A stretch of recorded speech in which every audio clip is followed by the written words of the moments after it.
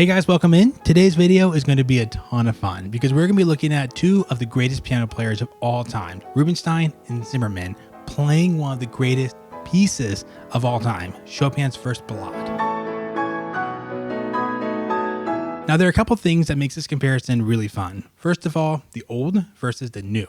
I'm sure you've heard people say that back in the day, people interpreted romantic music differently than we do now. So we'll get to see how their use of rubato has changed over the years. But also, these are two of the most legendary recordings of this piece. A lot of people's favorite recording of the first Ballade is Rubinstein, and a lot of people will say Zimerman.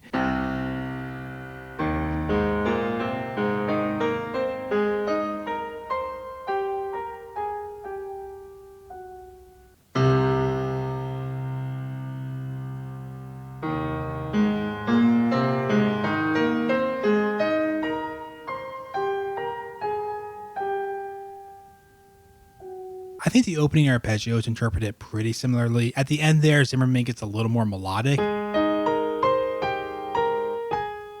whereas Rubinstein kind of continues to play through it. Just notice at this point that the timbres at the piano are pretty different, so don't let that bother you. Zimmerman's piano is a much warmer recording. It's more modern, but also just this recording uses a really warm take on the piano. After the intro, let's jump in here to Rubinstein playing the main theme and kind of see how he does it.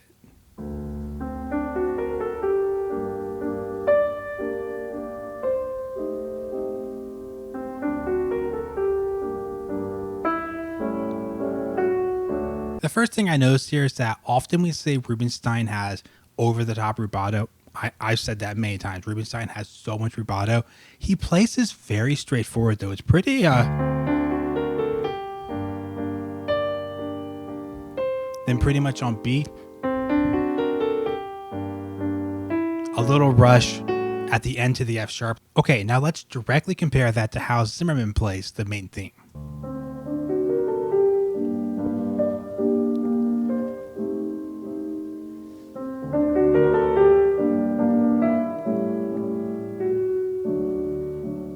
It's interesting. So first of all, he goes faster. People kind of play this differently. Some piano players, this isn't just an old versus new, but still today, some people take this a little more drawn out. But you'll hear some piano players, like Zimerman, want to go a little faster so it has more lilt to it. And the emphasis gets placed more on the big beat. But I think more interestingly is that Zimerman actually has a lot more fluctuation with the tempo within every single measure. So you heard Rubinstein play a little more straightforward,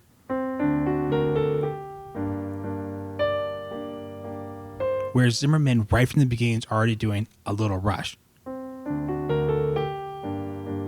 And then more slow down, and then back into it. So really there's almost more micro adjustments happening in Zimerman. Let's keep listening, see if he keeps doing that.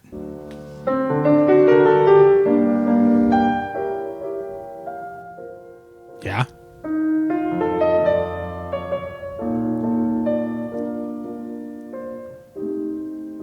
Yeah, way more slow down there, right? So what strikes me about this first theme is that Rubinstein's playing it a little more simply. That's not a good or bad thing, by the way, in case you're wondering. I don't mean simply like negative or positive. Sometimes you want music just to flow. You don't want your audience to have to stop and ponder on every single measure, whereas Zimerman has a little more beauty extracted from every measure. Both are good in different ways. You can do too much of both, by the way. You could do over the top every measure, be too expressive. I'm sure you've heard a piano player do something like...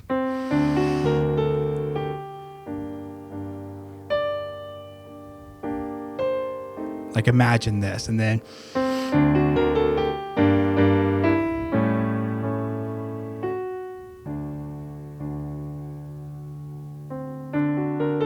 if those were the only two measures of the whole piece, that might be okay. But considering we have a long journey to go, you can't be stopping every measure like that. Now, I'm exaggerating. Zimerman didn't do that. But the point is there's like degrees. You could also go too far on the plain simple side and just play.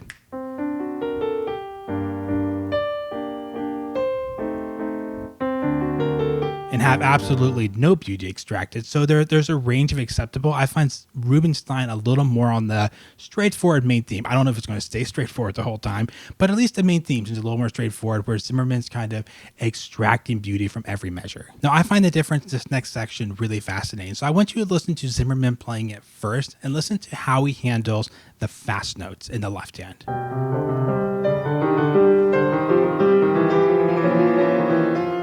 So even though he was rushing overall and speeding up, the left-hand notes were really precise as far as da da da da da da da da da da da da da da da. Which, if you see the sheet music, you're probably thinking, well, duh, they're twice as fast as the other notes. Shouldn't they just be da da da da da? Well, check out Rubinstein's. Ready?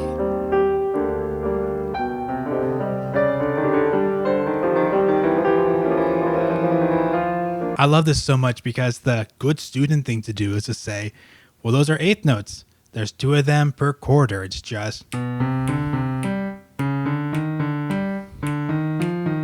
imagine you were teaching someone piano, like a child piano, and you gave them that rhythm, and they went.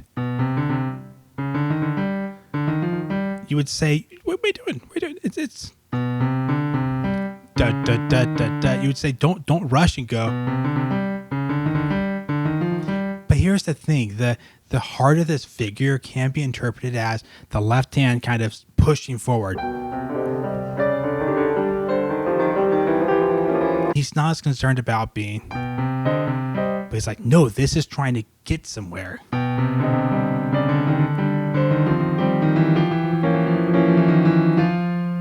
Let's listen to Rubinstein, not Rhinestein.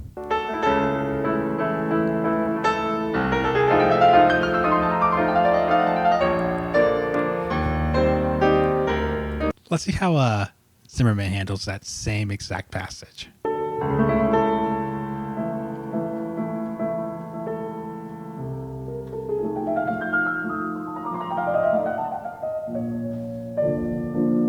So they both kind of get to a certain point in the arpeggio and just kind of take off. One of, I think, Rubinstein's hallmark things he does in his piano playing, one thing that really sets him apart, is he gets to the flourishes sometimes, and he just is able to, not that anyone else is not able to do this, but what he likes to interpret it as is just a.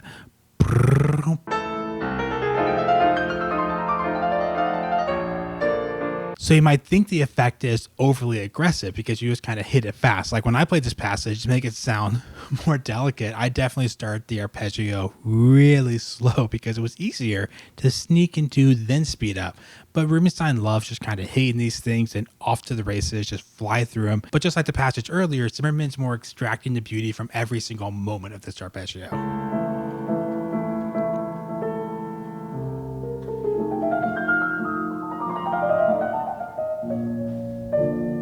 Okay, let's see how Rubinstein plays the second theme.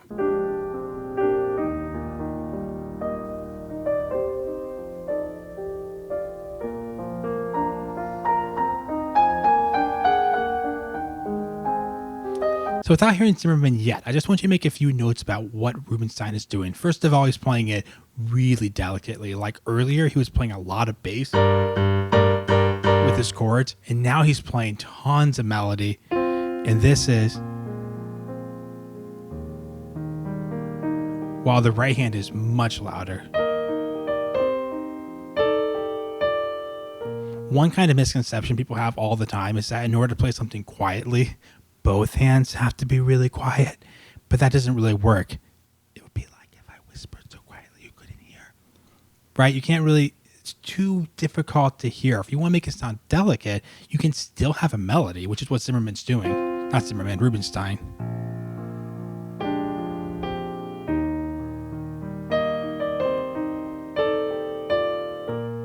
He's just keeping the left hand down. Again, compared to what he did earlier where he had quite a bit of bass, he's making the contrast between the hands huge. Now, from a tempo point of view, he's doing kind of his classic Rubinstein rubato where he is doing some overall rubato, but he also has a lot of compressed rubato where for like 2 or 3 notes, he does a little rush.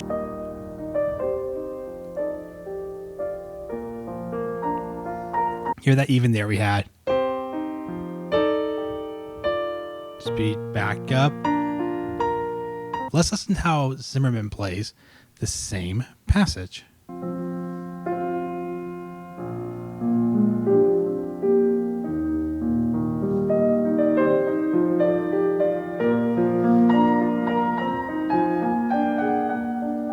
Yeah, so first of all, that's kind of the opposite. Like Zimmerman actually brings out not a lot of left hand, it's still balanced, but he's doing more left hand thickness sometimes here to keep a little more warmth in the sound. I think he actually has more left hand compared to his right hand, whereas earlier I would say that Rubinstein was the one that had more left hand compared to the right hand melody.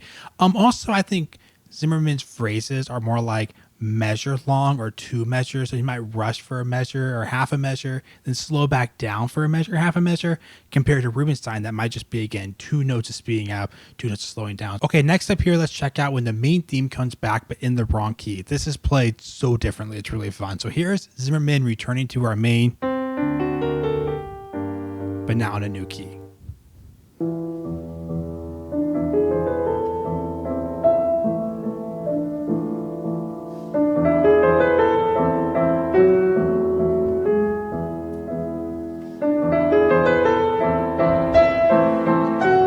So I think he interprets it similar to what he did earlier, but it's definitely more angsty. And that makes a lot of sense because we're in the wrong key.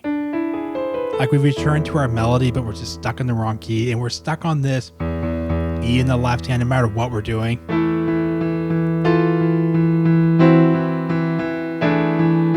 We're just stuck on this E. And I think Zimmerman's kind of showing this like uneasiness, all kind of building to the big explosion we're going to get in a second here. But before we get to the explosion of sound, let's hear how Rubinstein plays this.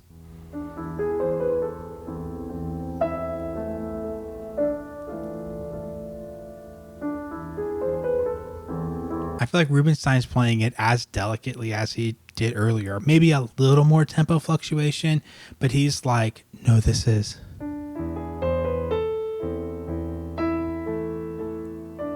Which is two ways you can interpret something in the wrong key. You could go to the wrong key and say, I feel more angst because I'm not home. I want to be home. Or you can go to a different key and say, no, this is more ethereal. We're in the wrong key. It's more magical. Just like, what's going on? Something's wrong. Something's wrong. I don't know what's wrong. We're in the wrong key. And here's one of the best moments in the piece.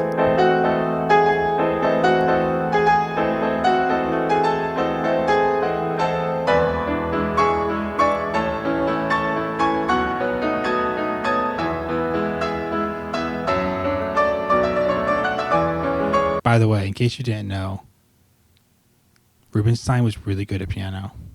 Okay, let's let Zimmerman show us the same build-up.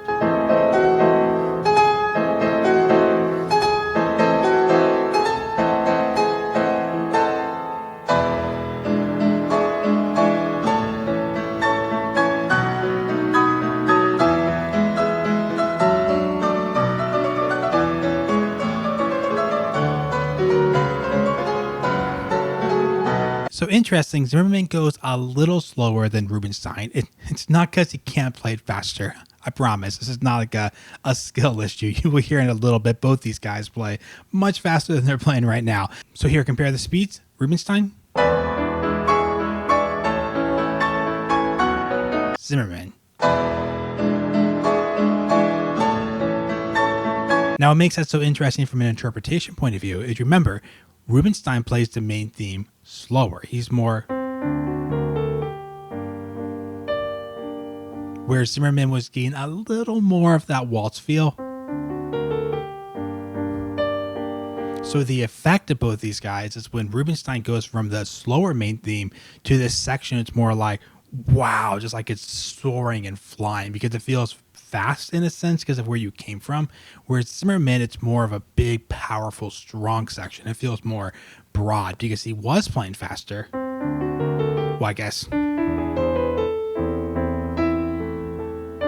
So when he gets it here and goes,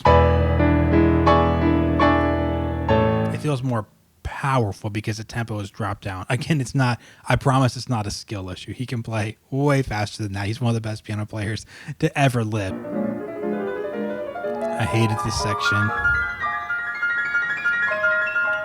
Right here. Disgusting.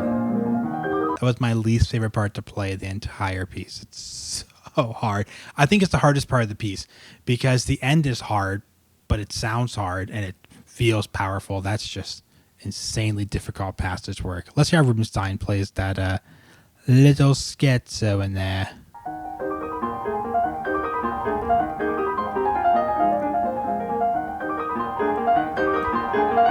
It's not hard for him either.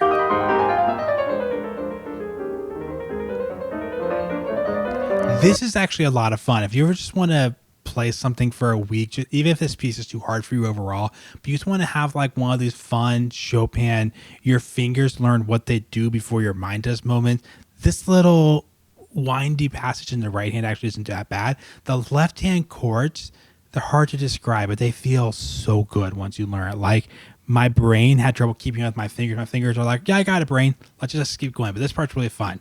That passage right before it, though, is the worst. Okay, so let's see how Rubinstein plays the final A section before everybody's favorite crazy coda.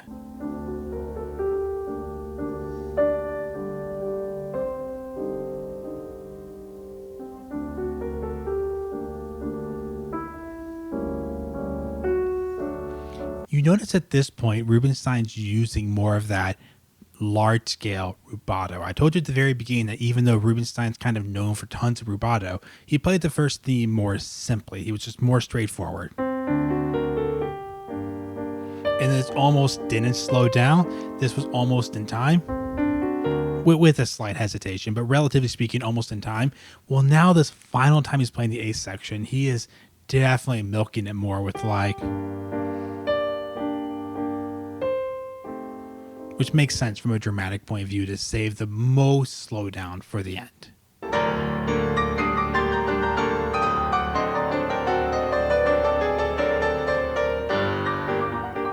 So he really rolls, I don't want to say right into the coda, there's definitely time taken, but I've heard people take way more time. Let's see if Zimerman also takes more time. All right, here's our final A section from Mr. Zimerman.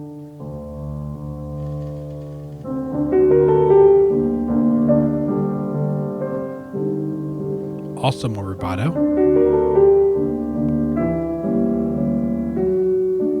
Yeah, he's actually doing the same thing. So the rubato he used earlier, he was a little more extreme in the first A section, but now he's multiplied what he's doing as well with even more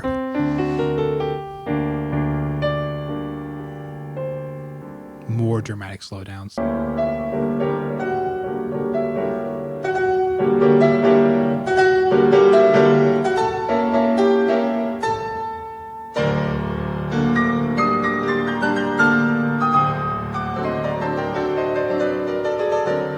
So he starts out each little cell with a really long note, and then he just kind of goes for it. Then another long note, and just kind of goes for it.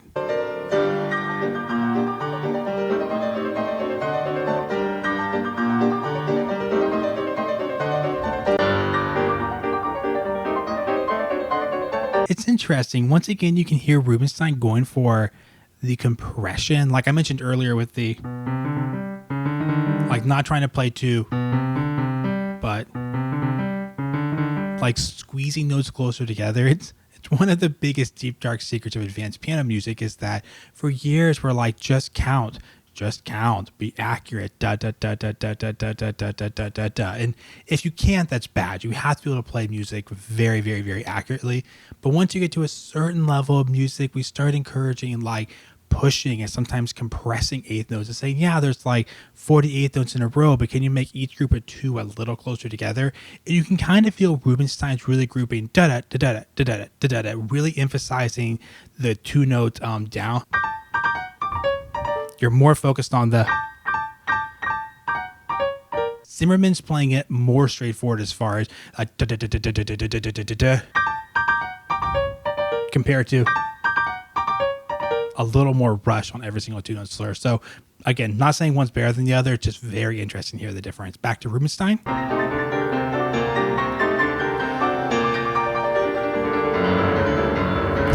Everyone speeds up here. I feel like every recording I've ever heard of this piece, people take off here because it gets easier. So it's like you can show off more.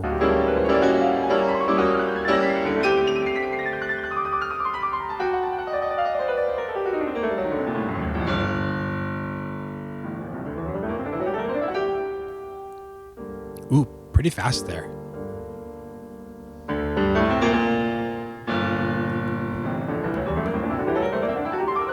He's not taking much time at all in those places. You'll hear Zimerman in a second here. It takes a lot more time here.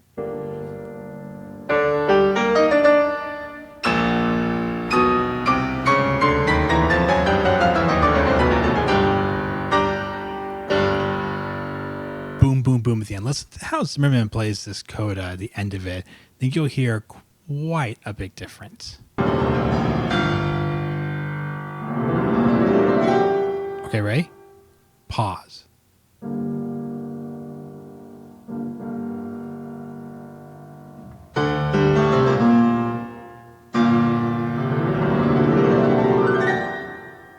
Pause. Yeah, way more time.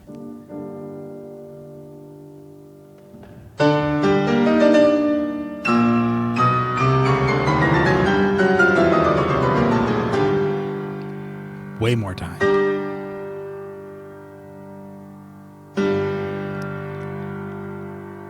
So I just timed it from this G till they strike the last G of the piece. I'm not counting for how long they held that G, but just when they hit that G, 28 seconds for Rubinstein. But Zimerman does 38. So in that small time, he has 10 more seconds of kind of dramatic and pause there at the end. Now, it would obviously be a pretty big mistake to draw some huge conclusion like all the old piano players trained before the 60s do this and all the newer people do this. We're comparing one piano player to another piano player on a particular piece. If you're a musician, you should really be looking for the lesson to be learned from both these interpretations. Like, listen to Zimerman and go, wow, like everything he does is so beautiful. Like, why am I playing boring music? Why am I ever just playing boring, plain, unexpressive music? Like, this is so expressive. You can learn to be expressive through that. But also from Rubinstein, you can learn that don't make every measure like to die for. Don't play a 500 measure piece and then every single measure has to like stop and go so much where the piece never gets off the ground. This happens sometimes. People play a piece of music and they want every measure to be like the end of the world. So there's a lot to be learned from each recording, and one of the best things to do is don't just take my word for it. Go listen for it. Listen to how they do the rubato, how they do the spacing in the hands, the dynamic difference in the hands, the overall approach to the drama and tempos differently. Like, make some of your own conclusions. You go listen for yourself and see how they interpret this great piece. Thanks for hanging out for a little bit. See you guys next video.